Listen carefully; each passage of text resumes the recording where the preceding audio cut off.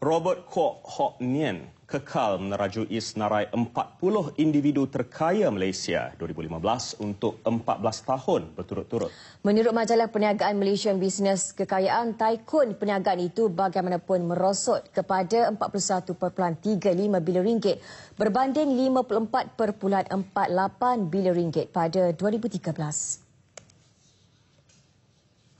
Raja Telekomunikasi T. Ananda Krishnan pula kekal di tempat kedua sejak 2004 dengan aset yang dipegang melalui usaha tegas yang berhad bernilai 35.5 bilion ringgit. Di tempat ketiga, pengerusi dan ketua eksekutif Genting Malaysia Berhad Tan Sri Lim Kok Tay yang melonjak dari tempat ketujuh tahun lalu dengan aset bernilai 25.35 bilion ringgit. Pengerusi Hong Leong Group Tan Sri Kwek Leng Chan berada di kedudukan keempat dengan aset bernilai 20.42 bilion ringgit. Manakala pengasas dan pengerusi Public Bank Tan Sri Teh Hong Piao di tangga kelima dengan aset bernilai 18.17 bilion ringgit.